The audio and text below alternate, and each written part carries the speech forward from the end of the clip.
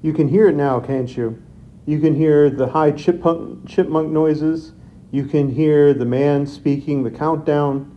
You can hear the synth loop that keeps replaying over and over. You can hear the beat drop. You can hear the starting of the clapping beats in sync with it. And then is the high-pitched falsetto voice.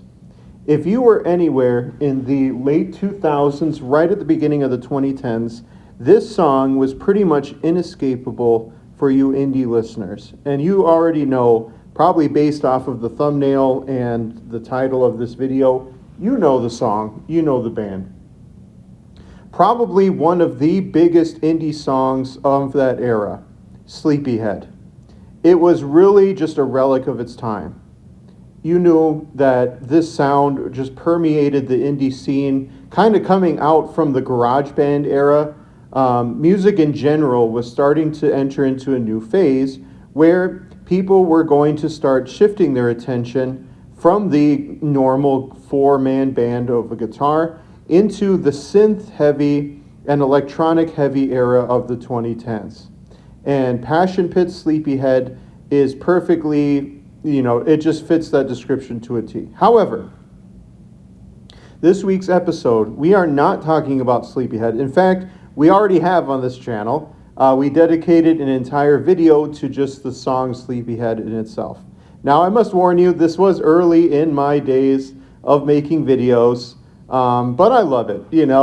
I love talking about indie music from this time period, and it's cool to kind of revisit a lot of this music and a lot of these songs from that time. Rather, what we're not going to do is focus so much on that song. What we're going to do is we're going to see what happened to Passion Pit afterwards.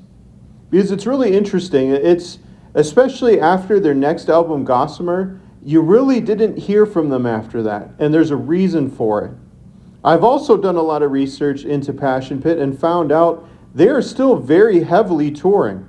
They go through stretches, don't get me wrong, but it's not like they've just completely disappeared off the face of the planet either. They still keep going. So, in this week's episode, we are going to talk about Passion Pit and what especially happened to them after their hit song Sleepyhead. But before we get into that, let me just say a huge welcome to you all. We just passed 1,700 on this channel. I can't believe it. I am very, very indebted to all of you. I also don't make any money off this channel. This is really just pro bono. I just want to talk about indie music. I've said many times, especially in my thank you videos, like there was one point where I was working 3 jobs and trying to run this channel. And from that moment to the moment that I'm at now, the objective is the same. I kind of know, I'm not going to make a career off this channel. This is literally just for love of the game. So without further ado, let's get into Passion Pit and what's been happening with them, especially in more recent years.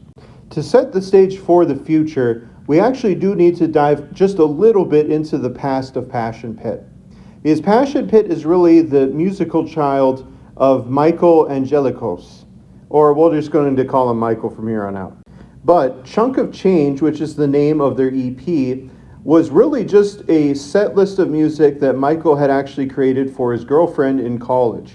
It wasn't meant to be anything big. It was kind of just meant to be a private thing.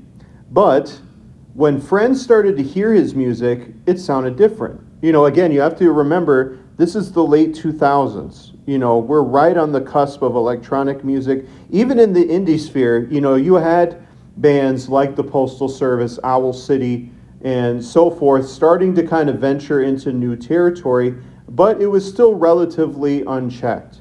And I know some people don't come at me. I know there are bands that incorporated keyboards into their band. Definitely, don't get me wrong. I mean, heck, one of my favorite kind of old bands is the Talking Heads. You could say they've been doing it for decades.